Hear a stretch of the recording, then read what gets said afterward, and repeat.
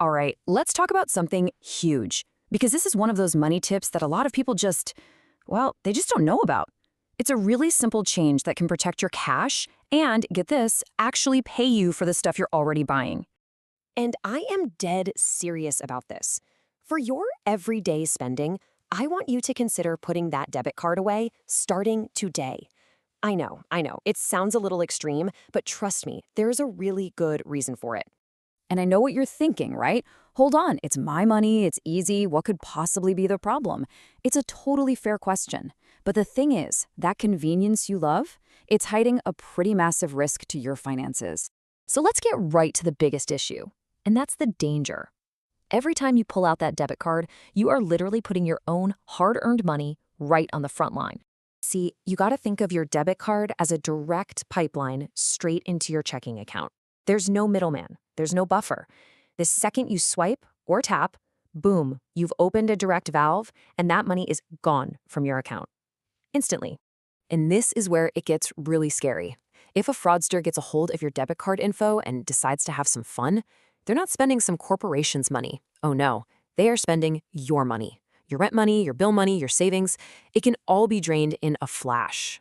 So, what's the move then? Well, this is where the credit card steps in as your financial bodyguard. And just to be clear, we're talking about using it as a shield, not a way to get into debt. The whole secret sauce is about whose money is actually being put at risk. Okay, let's really break this down. With a debit card, it's your money, plain and simple. It's a withdrawal from your account. So if there's fraud, your cash gets stolen. But with a credit card, you're actually spending the bank's money. It's like a tiny, short-term loan for every single purchase. So if a fraudster hits that card, well, now the bank's money is stolen. See the difference? It's huge. And trust me, you do not want to be in this situation. Imagine this. Fraudulent charges hit your debit card. Your money is just gone. Now your account is empty, maybe even overdrawn, and you still have to pay your real bills. Meanwhile, you're stuck in this long, frustrating fight with the bank just to get your own money back. It's a nightmare. Now let's flip the script. Imagine the same thing happens, but with your credit card. A bogus charge shows up, you just call the bank and say, hey, that wasn't me. They say okay, and they investigate. They take the charge off your statement. And all the while, your actual cash, your money for rent and food, is sitting perfectly safe in your checking account, completely untouched. That's the shield I'm talking about.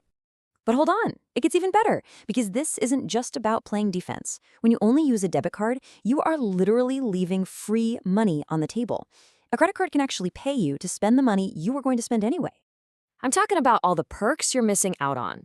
You've got cash back on pretty much everything you buy.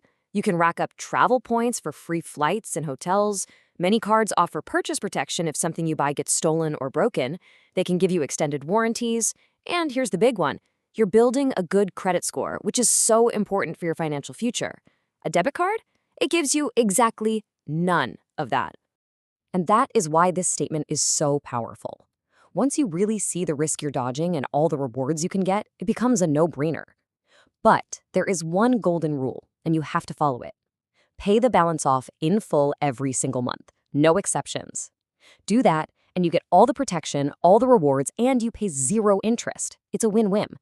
So that's really the question I want to leave you with. Take a second and think about how you spend your money day to day. Is your wallet just a tool for your money to exit your life? Or is it set up to be a shield that protects you and an engine that actually pays you back? Something to think about.